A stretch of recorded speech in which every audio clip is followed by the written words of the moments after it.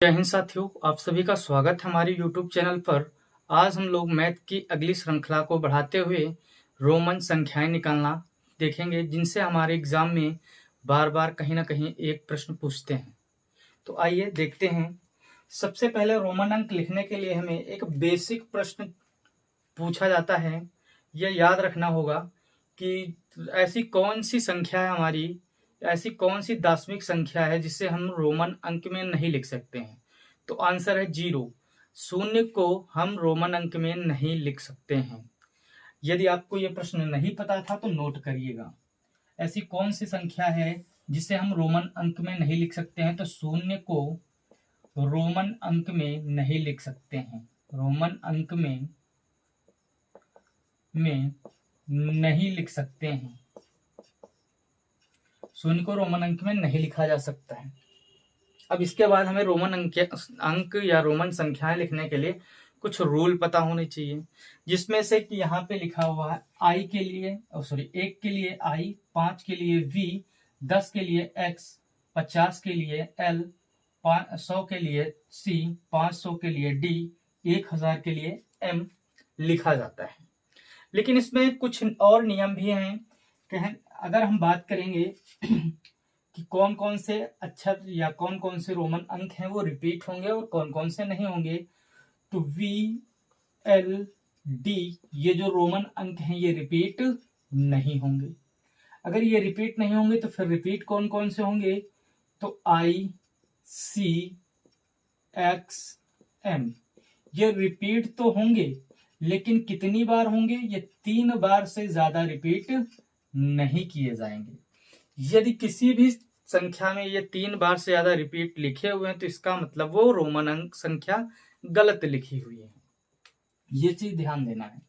अब अगली हम बात करेंगे, जैसे हमें 4 लिखना है तो आई को हम 4 बार नहीं लिख सकते हैं। क्यों? क्योंकि नियम है हमारे पास कि ये 3 बार से ज्यादा रिपीट नहीं होंगे। अगर हमें 4 लिखना है तो क्या करना होगा, सबसे पहले हमें 5 लिखना होगा। v जो कि 5 के लिए लिखा जाता है। अगर v की इस तरफ हम कोई संख्या लिखते हैं तो वो घट जाती है, इस तरफ लिखते हैं तो बढ़ जाती है। ये ध्यान देना है। तो हमने 1 कम कर दिया 5 में, तो कितना बच गया, 4। इसी प्रकार से अगर हमें 6 लिखना है तो 6 के लिए हमें सबसे पहले 5 लिखना होगा और 1 जोड़ना पड़ेगा, तो इधर लिख देंगे तो ये बन जाएगा 6। यहां तक आपको समझ में आ रहा होगा। अब आएंगे कुछ प्रश्न करेंगे इस पर जो एग्जाम में पूछे गए हैं। जैसे कि सबसे बेसिक प्रश्न है हमारे पास 27 को रोमन अंक में लिखिए। 27 को रोमन अंक में लिखने के लिए सबसे पहले इसे हमें तोड़ना पड़ेगा। तोड़ेंगे कैसे, 20 प्लस में 5 प्लस 2, या डायरेक्टली हम इसको 7 भी लिख सकते हैं। तो अभी हमने बताया कि 20 डायरेक्टली नहीं लिख सकते हैं, इसके लिए हमें x को 2 बार रिपीट करना पड़ेगा। तो 20 के लिए हम x लिखेंगे 2 बार, क्योंकि x का मान 10 होता है। तो 10 10 20 हो गया। अब यहाँ पे 7 के लिए, तो 7 के लिए हमारे पास कोई अंक नहीं है रोमन में, इसके लिए हमें लिखना पड़ेगा 5 और इधर साइड 2 बढ़ा देंगे, तो 5 प्लस 2 बराबर हो जाएगा 7।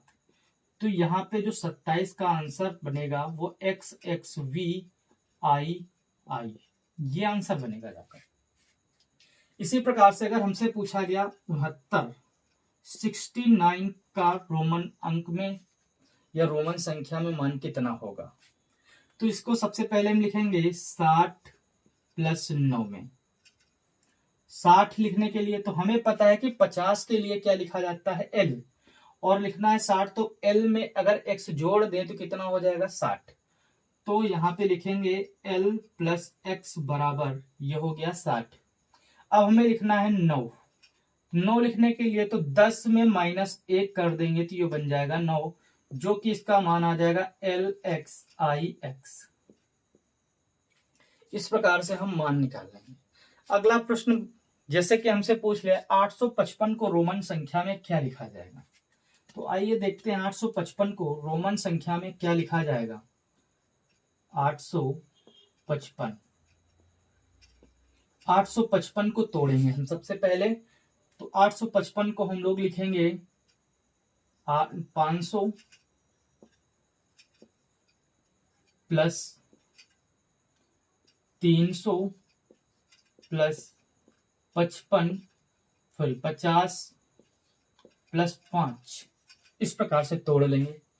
तोड़ने के बाद अभी हमने देखा 500 के लिए क्या लिखेंगे, डी लिखेंगे, 500 के लिए डी। अब 300 के लिए तो अभी हमने बताया सी को रिपीट कर सकते हैं कितनी बार, तो 3 बार से ज्यादा रिपीट नहीं होगा, तो सी को लिखेंगे 3 बार, तो ये हो गया 300। फिर 50 के लिए हमारे पास एल है, 5 के लिए है वी, तो इसका जो आंसर निकल के आएगा डी सी सी सी एल वी, ये हमारा उत्तर बन जाएगा जाकर। अब आपके लिए 2 प्रश्न हैं जो कि एग्जाम में पूछे गए हैं, इस वीडियो में पिन कर दिए जाएंगे, आप कमेंट बॉक्स में आंसर दीजिएगा। धन्यवाद।